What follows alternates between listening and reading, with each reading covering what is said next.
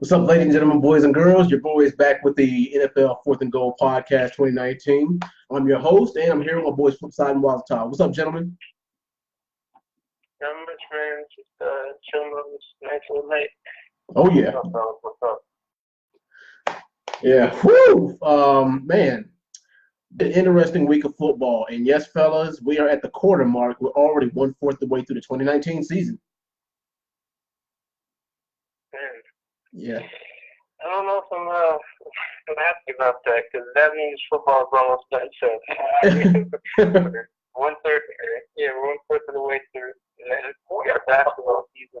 Yeah. Yeah, we do have basketball. We're a quarter of the way through, and I feel like there's really only like two or three teams that I'm pretty confident can make it to the Super Bowl and probably win. Yeah. And like everyone else, even if everyone else in like that middle tier that can make the playoff or borderline can make the playoff, I don't know where to put them. I feel like everyone can beat everyone. I don't really know how to scale or judge these teams. All these teams, like you take the fourth best team, Yeah. like the 10th or 15th best team. I think you can make an argument that the 15th best team could be the fourth best team right now. Oh, yeah, definitely. It just seems like everyone's kind of jumping up. It doesn't seem like there's a clear tier of like 4 or 5 really good teams. I think there's really only the Patriots and Kansas City that are just a cut above everyone else. Yeah. And then after that, it gets a little bit like tight. You know what I mean? Yeah, but see, I'm actually glad you brought that up because, to be honest, I'd kind of rather have it that way.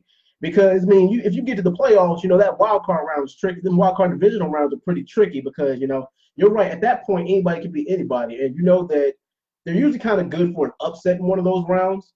I mean, because I was talking about this to Flip last week.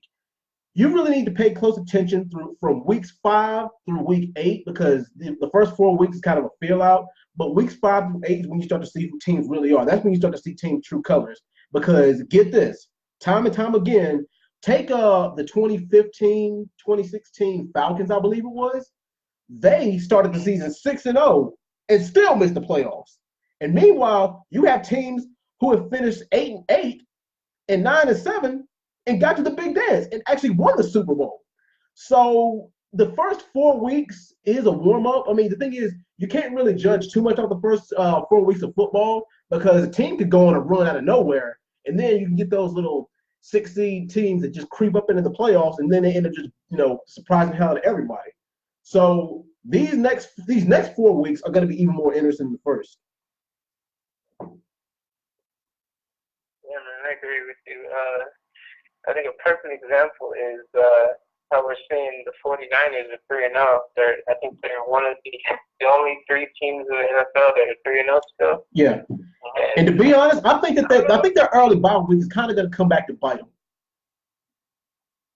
Yeah, because you remember, like I said, the 2015, 2016, the 2014, 2015 Falcons, they had an early bye week. And then after that, they went on like a 5 or 6 game losing streak. A 5-game losing streak. Yeah.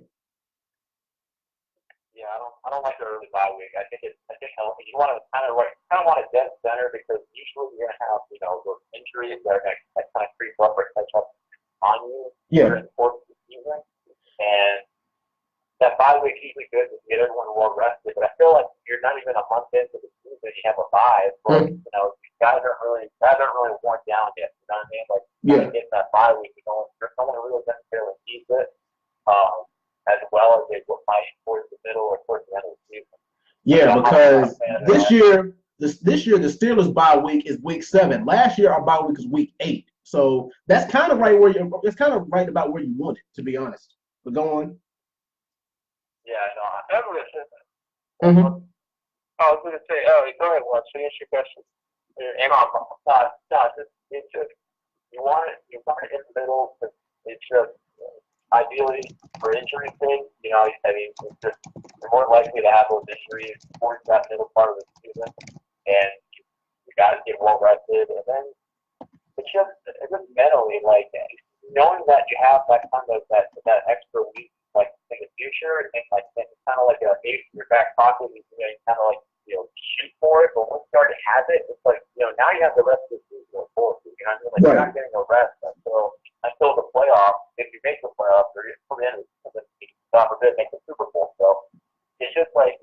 long road ahead of you now that you have to kind of finish. Right. All right, fellas. Thinking, what you saying? What you saying, before we continue, I was looking at the early bye weeks, and there was the Dolphins, Jets, and 49ers had the early bye.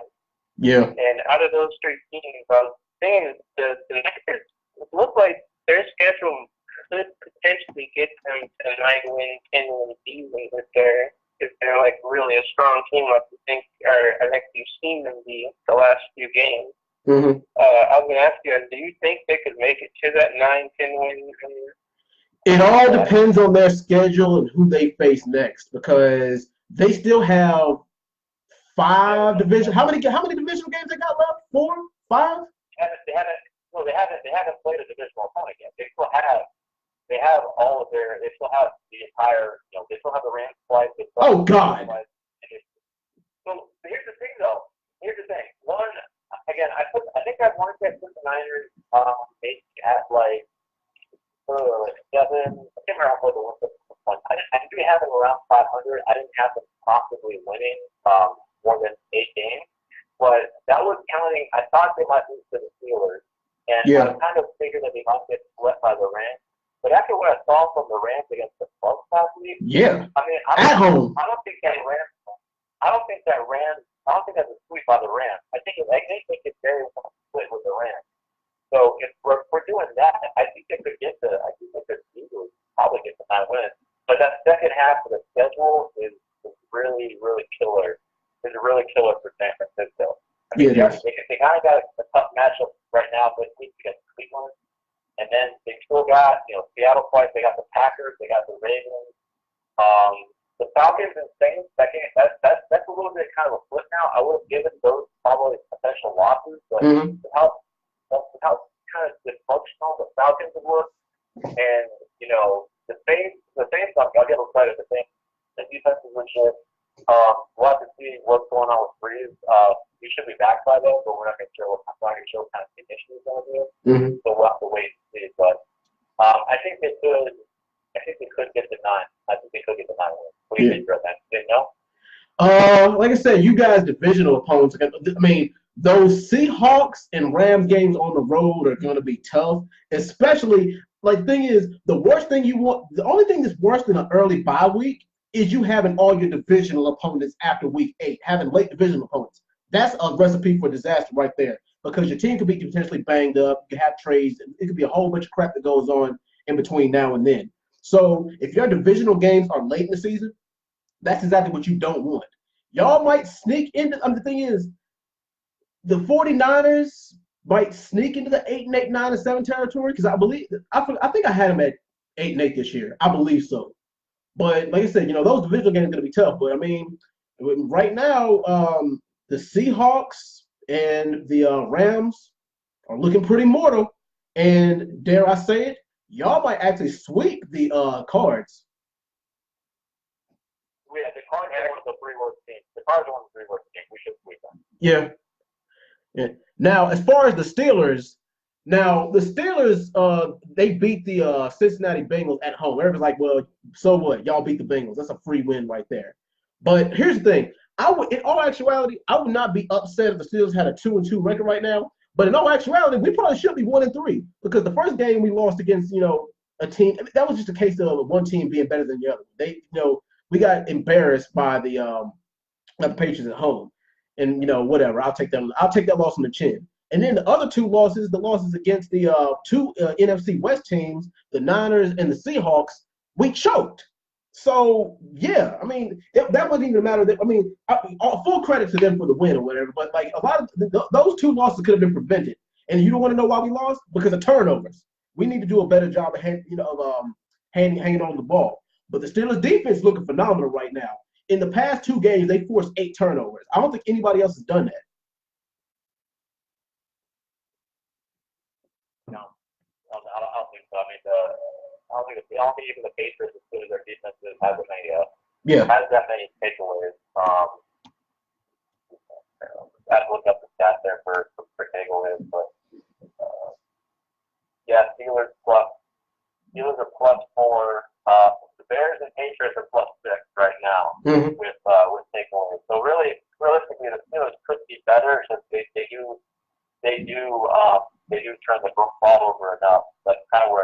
got nine total takeaways right now. Yeah. The only team ahead of them is the Patriots with 10.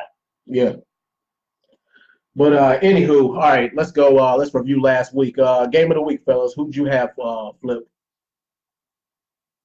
Game of the week, man. Trying to think. Come back to me on that one because I actually had to look at some of these games. You had that. Oh yeah, the game of the week, in my opinion. Well, I got three of them actually: the Browns and the Ravens, the Packers and the Eagles. Yeah, the Browns and the Ravens. Well, actually, you know what? Scratch that. That one actually was not close. I was not expecting to blow. I wasn't expecting them to blow them out. I expected a close game of that. I expected a closer game than that. But yeah, definitely. The toss-up between like Green Bay, Philadelphia was pretty good for a Thursday night game. And Tampa Bay and the Rams.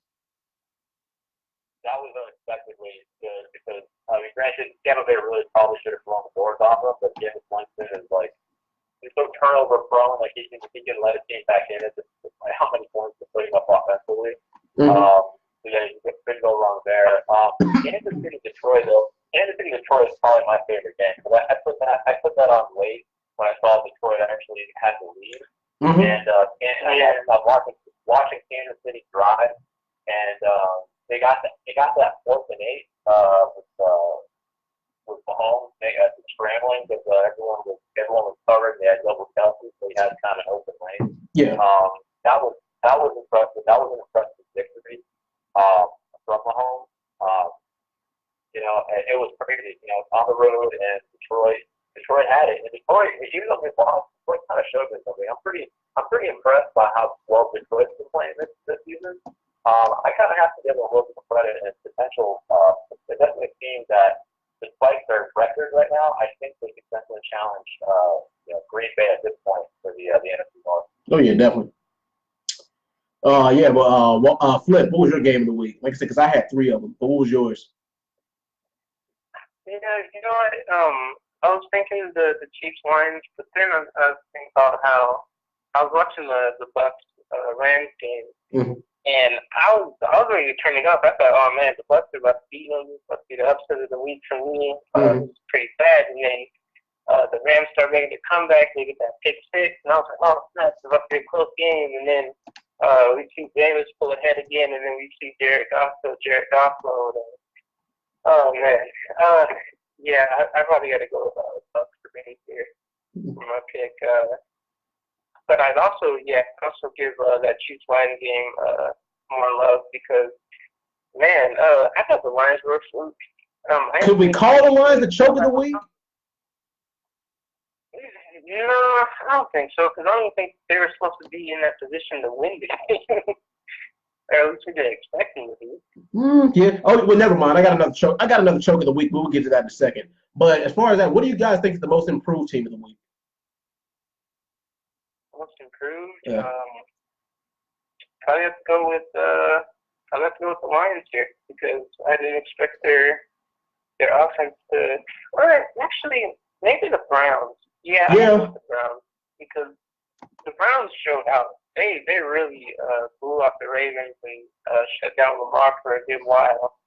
So I can't ignore that performance by them because it's not like the Ravens defense is some slouch.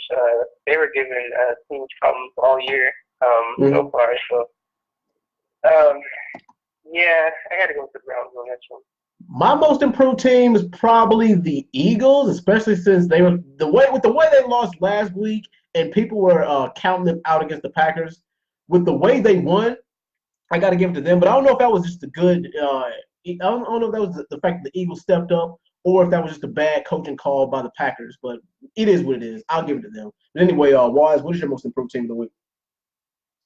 Yeah, I'll say the Browns. The Browns was really good, and that's been a good 2 weeks for them. After that kind of poor start, and then all the questions coming out about whether the team was, kind of overhyped, and Baker Mayfield, he's falling off. He was going to be a good franchise quarterback. It kind of was a little dysfunctional, but they righted the ship the last couple of weeks. Big Chubb was just unbelievable in one game. I have to give it death nod for both the crews. Kind of maybe slowed by the Jags. The Jags had a pretty surprising game, I think. On the road in Denver, and freaking Gardner Minshew, man. Yeah. He did the same thing that he did for Houston. When he had a go-ahead touchdown against Denver, where he literally scrambled around and like broke like 3 or 4 potential sack tackles in the pocket and threw a touchdown. He did the same thing against Houston, but they lost that game. But it was just unbelievable. I would probably put that right up there, but yeah, I'll go for Browns now. All right. And who do you guys think had the choke of the week? Flip, you go first.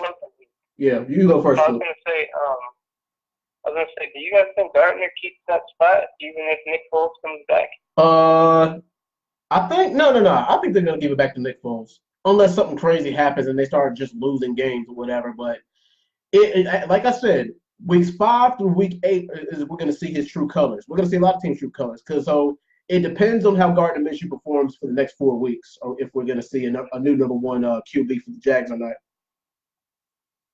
I think he's good if he plays well.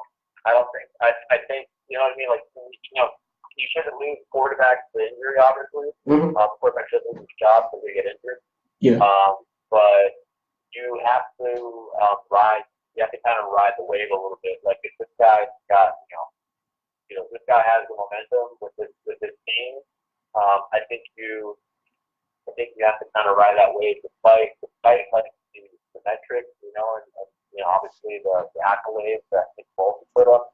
I think you have to kind of ride the hot.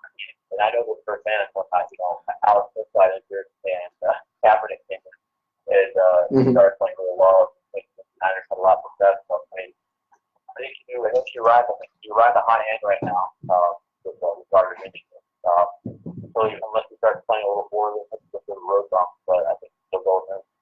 All right. Now for the choke of the week, Flip, who did you have for that?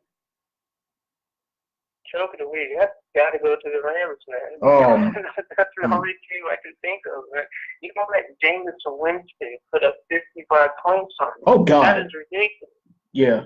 Jameis Winston? At home? The quarterback we thought would be in the NFL next year because he's that bad. Like, nah, that's ridiculous. Well, they did have kind of a bailout by the defense because Jared Goff had 3 turnovers and put him in good position.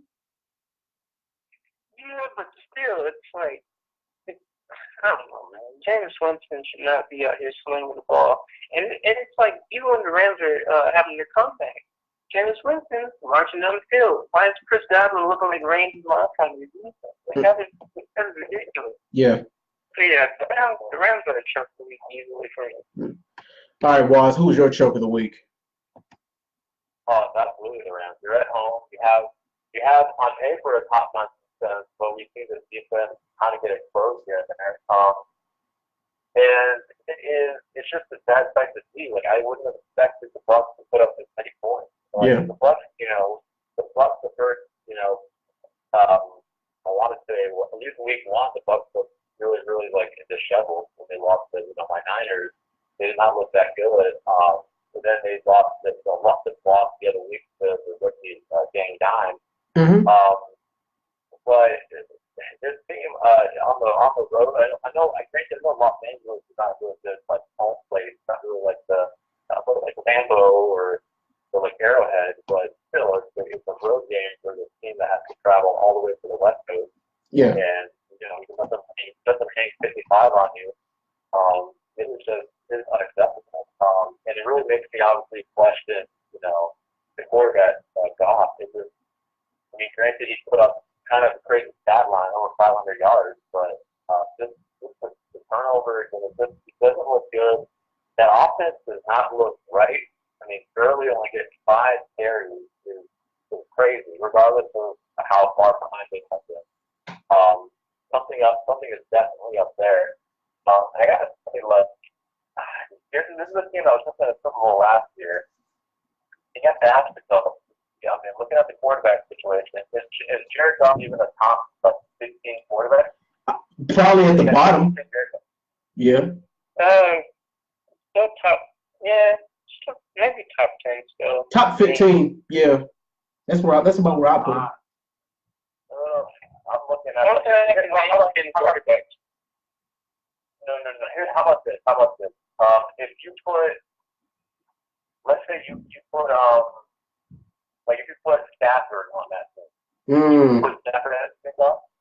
I don't think you really see that much of a difference, to be honest, if you switch Matt Stafford with Jared Goff. I don't think you really see a difference. Yeah. Maybe less penalties. I don't know. I think someone like Stafford never played on a team that good. I don't think he gets that. But then again, you got to remember Jared Goff has an insane amount of weapons. He does have an insane amount, which is even more mind-boggling. Like I'm concerned.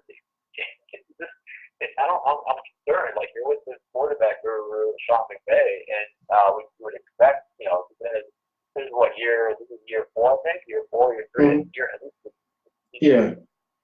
Should be past this. Or even somebody like Teddy Bridgewater, because Teddy Bridgewater is if I had to give him from a letter grade from F to A+, Teddy Bridgewater is a B- quarterback, maybe. And even he stood a what was that?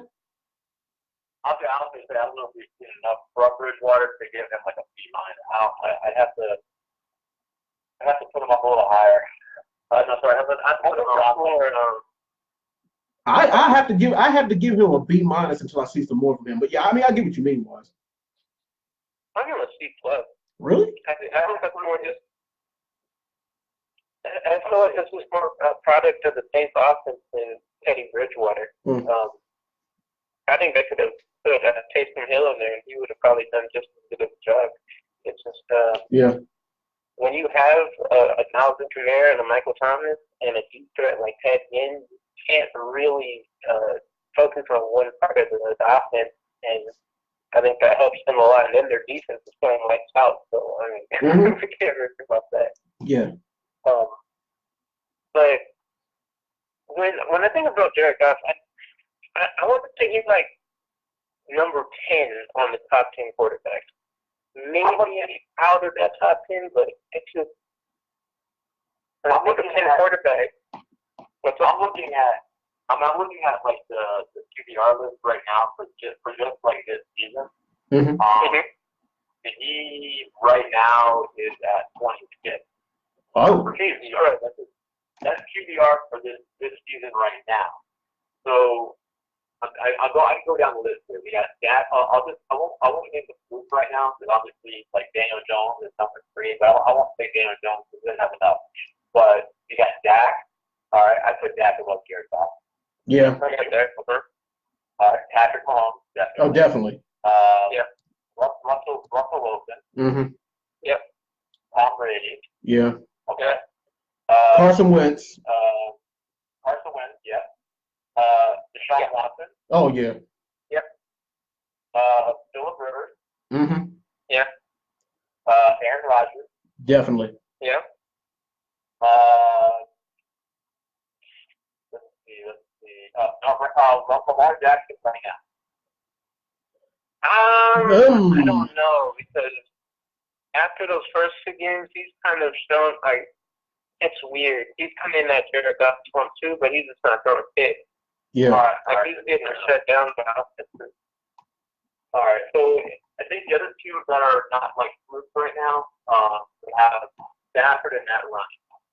That's kind of that he's not then what you have Jared Goff between that for both. I would put Lamar Jackson, Matt Stafford, and Jared Goff all kind of in that same pocket. Like you could interchange either of them, and I wouldn't disagree. But yeah, I think what I was saying before, like him being in that number 10 spot, seems about right now. Yeah, definitely seeming that way after your list. Yeah. All right. Well, we'll put him at 10 right now. We'll put him around that. Yeah, that's kind of right where I put him. All right, fellas, here we go. Week 5, Thursday night game. We got the Seattle. We got the Seattle Seahawks going up against the LA Chargers. No, I mean not the LA Chargers, but the LA Rams. Sorry about that. Don't think that. Yeah. Whew. But yeah, like I said, the Rams got 55 dropped on them by the Bucks. And the Seahawks, the thing is, the Seahawks, even with their record of 3-1, they've had some dogfights. Every single game they've been in is a dogfight to the end. I don't know if that's a good thing or a bad thing. Like I said, these are the weeks where the games matter. So we're gonna see. And like I think the Rams got humbled. You know, who better to hand them their first L than Tampa Bay? But man, and you know the Seahawks and the Rams, they've had some wars, they've had some battles these past 2 or 3 seasons, and it's going to be another one of those cases. But I think this year is where they split instead of them getting swept by the Rams because they've shown that they're human, and hopefully they've Pete Carroll with his risk taking ass. Hopefully he learned from his mistakes last year, but we're gonna see about that. Go on ahead and give me, since this is a home game for Seattle, give me Seattle 28-24 over the Rams. Flip, who you got? Rams, Seahawks. Man, this is an interesting one because I don't see the Seahawks going with like a major passing attack like the Bucks did. Mm-hmm. So they might, but they usually just stick to run. So I can see this being a little bit lower than 55-40. But I do see the home field advantage for this one. The Seahawks always have a good stadium to play in for them. So I'm liking their current offense so far. I like DK Metcalf, the Tyler Lockett, the Will Disley. He's coming out and showing that he can be a great part of this team, especially in the red zone. Chris Carson's still healthy. I think they get Rashad Penny back now. Yeah. So their offense is good to go. I think they can compete with the Rams. Like you said, the Rams are going to be a bit humbled, but I'm thinking this week was like the eye opener for Sean McVay that he definitely can't just keep Todd Gurley limited. He's got to start playing Todd Gurley like he did last year. Mm-hmm. I think Todd Gurley is ready to do that too, so I wouldn't be surprised if we see a lot of Todd Gurley this week. That might be the game changer. If we see more Todd Gurley, I got the Rams winning this 27-24, but I'm just gonna, I'll say Rams win 27-24 just because I have a feeling Todd Gurley is gonna have the show out with victory. All right, I'll buy that. Waz, who you got? Rams, Seahawks. Yeah, I think this is going to be a pretty low-scoring, competitive game. Divisional games always are, but I'm favoring Seattle in this spot. I think the Rams, obviously coming off a loss, have a little more improved and being on the road. There's a little more desperation, and I think they will probably play really sharp early on, and they might start off with it. But I think that the cracks are going to start showing in Jared Goff. Seattle's had a pretty good run defense so far this season, and the Rams didn't really do much. And then Gurley's been a little bit. I don't know. I'm still kind of like deceptive. I'm still kind of skeptical on how Gurley is going to perform throughout the season. I need to see like a pretty big monster game from him the next couple of weeks to then have some confidence in this team and in him. Seattle, meanwhile, I think they have the weapons. I mean, I think the Bucs put a good hang of that many points on the Rams. Even though it's a short week, I think that this game will be a little bit more scoring. I think Russell can definitely air it out close to kind of what Winston did, but I think he got with other weapons and block it in next class. I have to say I will probably give Seattle this. And we'll start to kind of question the Rams and Jared Goff even more going into next week, after next week. Give me Seattle in this game. I'll say Seattle 24. All right. Next up, we got the Carolina Panthers going against the Jacksonville Jaguars. The battle of the two new starter QBs. Gardner, aka Uncle Rico Minshew. um, he's looking good right now. I mean, the thing is, like, I don't know if he's going to be one of those system quarterbacks, like, one of those situational quarterbacks, like, a quarterback just so happened to step in the situation, the right situation at the right time, or if he really is going to be one of those legit starters going down the stretch. And you got Carolina. Carolina struggled over the past couple of games, especially without Cam, but Christian McCaffrey has carried them on their back, so he's bailed them out, and the Carolina's defense started to look a little bit better now too. This is a home game for Carolina, so I kind of feel a little bit safe picking them. But the thing is, this is also one of those games where your spider sense is tingling, and you wouldn't be upset if somebody was to pick Jacksonville. But me, I'm actually going to play it safe and pick Carolina. Give me Carolina 23-21 over the Jags. Flip, who you got? Jags, Panthers. Man, look, if we're being honest, Waz should be 3-0 right now in his debut. Mm-hmm. I don't know why they went for 2. I felt like they could have beat the Texans in overtime, or if anything needed to happen. But Kyle Allen is probably going to be their new starter for the rest of the season. I don't see Cam coming back this year. I feel like he's taking a break from the NFL. Yeah. We might feel like an Andrew Luck from the situation with him, but I don't think he'll retire. Mm-hmm. So this might be a lot of pressure for Kyle Allen. I feel like Gardner's kind of in that smooth sailing situation right now. He's not feeling that pressure. McCaffrey has been carrying his team a lot, but I just feel like that Leonard Fournette, Gardner Minshew, DJ Clark, D.D. Westbrook, that offense can get the job done against the Panthers defense. The Panthers defense hasn't been the greatest this year. I feel like this is a Jags game. I think we see Gardner Minshew win the battle of the backups.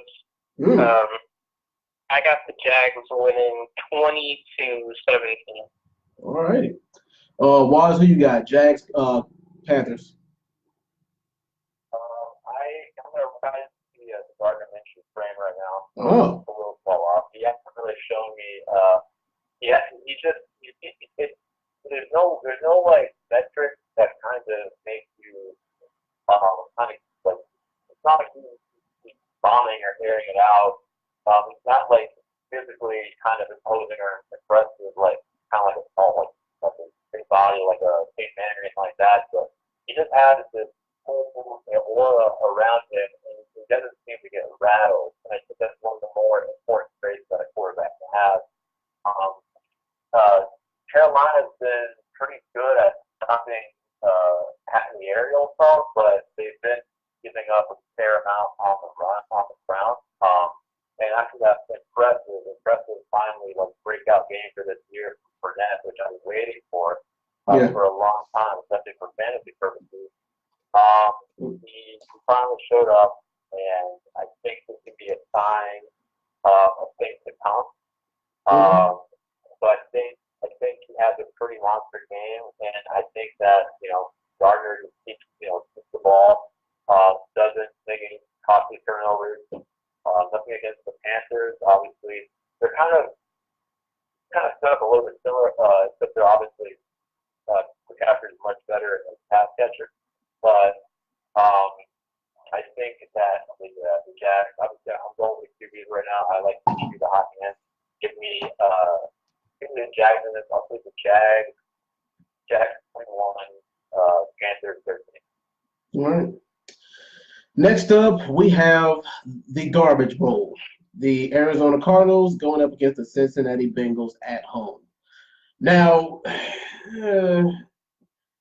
both of these guys for the past 4 weeks have had some, especially the first two games. Both these teams that in their first two games had very winnable games. I don't know what the heck the problem is. Well, I mean, we know what the problem is with Arizona. They're rebuilding. Cincinnati, there shouldn't be any excuse right now. Well, actually, you know what? With the injuries to A.J. Green, and the thing is, Andy Dalton is kind of looking mediocre, and all they really got is Joe Mixon. And you stop Joe Mixon, then you stop the whole Cincinnati offense. But man, Kyler Murray's got some weapons. He has things that he can use. It's just that he needs to do a better job of not turning the ball over. That's all he needs to work on. If he does that, he'll be fine. But that Bengals, him stepping into the Bengals territory might not be good for him. But I mean, this game, it really doesn't have any significance. Doesn't really mean that much, except for they're kind of climbing out of the hole, or whoever wins this game. But we'll see how it goes. Going ahead and give me the Bengals. I can't believe I'm saying this because they're a divisional rival. Give me the Bengals 21-17 over the Cardinals. Flip, who you got? Bengals, Cardinals. Oh man, Bengals look like a mess. That's I don't know what's going on over there. Maybe they need some more personnel change. If you just losing Marvin Lewis wasn't enough. But I don't see them winning this game this week. The Cardinals, they're not the greatest team, but they're better than the Bengals for sure. They lost Christian Kirk, but I don't think that'll be the thing that kills them this game. The Bengals still don't have AJ Green. Joe Mixon's probably a little banged up. Their offense has shown like flashes of being pretty decent, but I just think the Cardinals can pull this off. I think their defense can probably come over to Andy Dalton, and they should win. It might not be a blowout or anything, but I think the Cardinals win 24-20. All right. Well, so you got Bengals, Cardinals. Yeah, this is a terrible game. I don't want to touch this game. There's a watching value or any fantasy value. Completely uninterested in it whatsoever. The Bengals have had 2 close losses, 2 blowout losses. The Cardinals obviously have a tie on their hands, and Kyler Murray after kind of a good, kind of solid couple of games start, not kind of fall from breath a little bit. But we'll see. Maybe this could be a showout game for him and kind of put up numbers. Let me say I'll go with the Cardinals in this. This is a terrible game. I'll go with the Cardinals. Yeah. I'll say Cardinals 24. Bengals 17. All right. Next up, this could be a potential game of the week, even though the Falcons are kind of wounded right now. Well, we got the Atlanta Falcons going on the road against the Houston Texans. The Houston Texans should actually already be 3-1, but I mean, it is what it is. They choked in one of their losses, but we'll see. Matt Ryan, I don't know. He needs better protection. His line needs to do a better job of protection because he's getting eaten alive. And as far as see, here's the thing with Deshaun Watson being a dual threat, I'm not gonna say he doesn't need a line, but he might not need an O-line as bad as Matt Ryan does because he can move around better.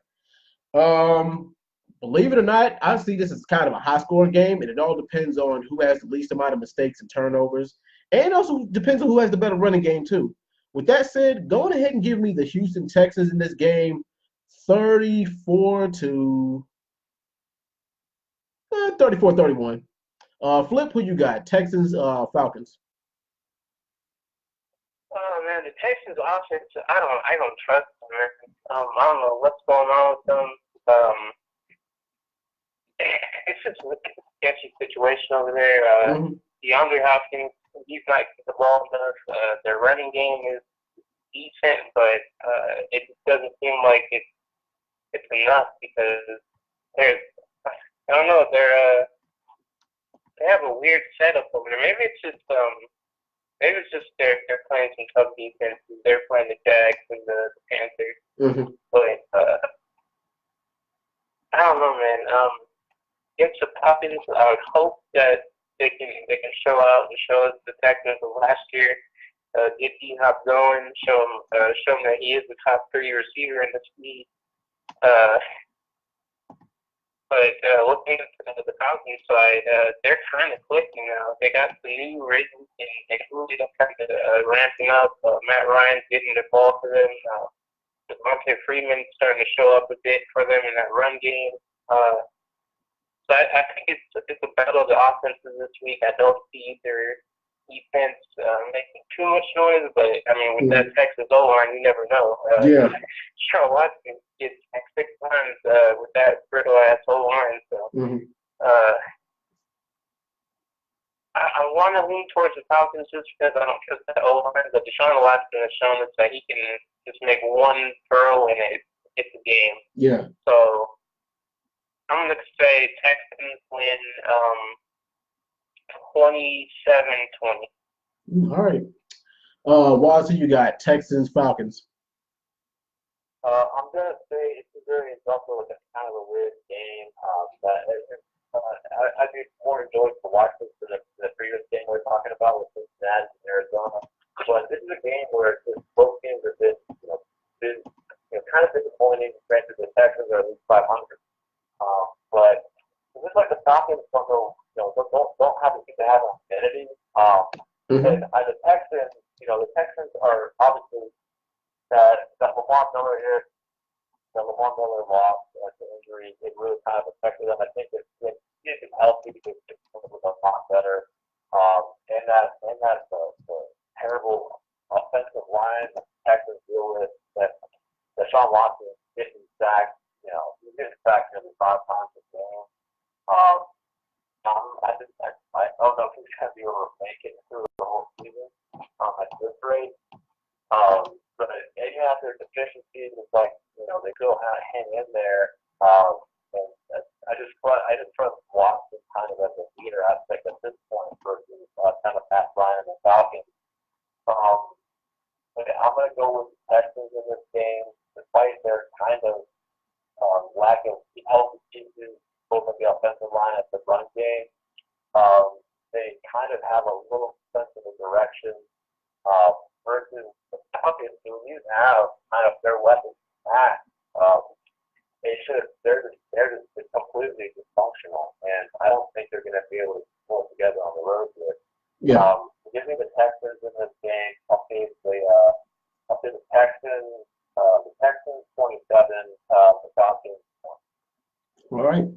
Next up, NFC South divisional matchup. We have the Tampa Bay Bucks, who just came off the game of their pretty much season, versus a Drew Breesless New Orleans Saints. But it's at the Dome, so the Dome is one of the hardest places to play at. And a Saints team led by Teddy Bridgewater beat the Cowboys, and the Cowboys look good. But the thing is, a lot of people say, well, the Dallas Cowboys hasn't really faced any real competition. That was the first real competition they faced, and they came up short. And the defense bailed the Saints defense bailed them out a lot too. Which I ain't gonna really argue too much with that. But man, I think that in that game with in the Rams and Bucks game, I think that was a case of lightning striking, because we have not seen the Bucks. Because Jameis Winston was like, he was playing like he's fighting for his job, and he is. But man, like I said, Teddy Bridgewater, he looked good. He looked pretty good. But come on, when you got Alvin Kamara and you got Ted Ginn Jr. and Michael Thomas as your 3 key weapons, and he can scramble out of the pocket when he needs to, minus that sack that he took. Man. And I don't know if it was just bad O-line, or that was just good defense from the Rams last week. A bad O-line from the Rams, just good defense from the Bucks. But man, this is, like I said, it's a divisional game. Divisional game is always tough to call, but I'm gonna go ahead and play it safe and say the Saints 28-21 over the Bucks. Flip, who you got? Bucks, Saints. Yeah, the Rams defense looks great on paper as usual, but it's not that great apparently. But if we look at the Saints defense, it's a whole different story. That defense is the real deal this year. I'm sad that Breeze went down, because I hope he gets back and that team is still ready to go for the playoffs, because they could definitely make a Super Bowl run. That defense is looking crazy this year. Oh yeah. But I don't see Jameis tearing or carving up the Saints like he did the Rams. I think the game is going to be a low-scoring one, but it's just, man, like the Bucks defense can cause some problems, but then they just, they give up points regardless still. Yeah. I just don't think Teddy Bridgewater is really a factor in this. It's just, as long as the Saints have a quarterback on the field, they're the Saints basically. Yeah. They just, if it's a crunch time game, you don't really trust them too much because you expect your Breeze to be able to get you down the field in 40 seconds. Teddy Bridgewater ain't doing that for you. Mm-hmm. But against the Bucks, I don't think they're gonna have to worry about that. Probably because there's basically a running back and a receiver. Michael Thomas, he's just reliable. I just don't see the Bucks getting past that defense, and I just don't see the Bucks defense shoving the Saints offense enough to win the game. So give me the Saints to win this 20 to 16. Right. Well, so you got Bucks Saints. Yeah, I hope the Bucks, Winston, they got to Winston last week. They are going to play a really solid defense this week, not just on paper, but just on the performance on the field. And I think, again, this is another week that Bridgewater, I think he's going to even more and more into that role of being a starter as the week progresses. So obviously, Breeze comes back, but I think this is just another week. And this is going to be a defense that you can kind of expose. And I think, obviously, I expect Mayer to go off. And I expect Michael Thomas to go off. And I just expect Winston to throw at least 3 picks in this game. So, yeah, give me at the Superdome. The Saints are holding it down in the absence of Drew Brees. So, it's pretty impressive. I think Saints fans are happy so far at this moment, especially for the defense. Yeah, the Saints are going to hold it down here against the Bucks for sure. Give me the Saints 23, Bucks 14. All right. Next up, we got the Minnesota Vikings going on the road against the New York Giants. Oh boy, I kind of have been going back and forth with having known who. I really don't know who to pick with this game because the Giants are unpredictable and the Minnesota Vikings have choked away 2 winnable games. Oh man, this is hard. The thing is, you can't. I wouldn't be upset for anybody picking the New York Giants in this game. I mean, because the thing is, Minnesota, they might be in fight mode. They might be in kind of retreat in they're back against the wall mode. Might play like they need something. I mean, because the thing is, let's be real. I don't think that they're going to win the division. I don't think they're going to win the NFC North with the way the other teams are looking. But you never know. Because let's be real, the Vikings need this win more than the Giants need this win. But man, this one, my spidey sense is kind of tingling. So I actually am gonna go with the New York Giants in this game. Give me the Giants 27-24 over Minnesota. Flip, who you got? Giants, Vikings. Oh man, Danny Dimes, man. I don't know if I'm a fan of Daniel Jones or the Giants, but I wouldn't mind seeing him win this game. I feel like Kirk Cousins needs to be humbled after his contract. Guaranteed money is going to his head. Man, I don't trust the Vikings in this game. They don't want to throw the ball. I mean, can it really? Kirk Cousins is the greatest quarterback right now at the moment. Like, it's just something you have to do. You have to start throwing the ball more. You got to move away from that run game. Daniel Jones and the Giants have to get Colin Tate back this week, so that's another weapon for Daniel Jones. He's been getting the ball to Evan Ingram and Sterling Shepard. If Saquon had it, he would have played this week probably. That man is a freak of nature. Yeah. He's already trying to come back from an injury that's supposed to keep people out like 6 to 8 weeks. So he'll be back probably next week. It was possible. But Wayne Gallman, I think, can be a perfect replacement for this specific anyway. So, yeah, I got to go with you, Dre. I think this might be an upset. Mm-hmm. If the Giants can get hit early, they might be able to beat the Vikings. So I'm going to say Giants win 26-21. All right. 26-24. All right. 26-24. I think it's gonna be within that field goal range. But yeah.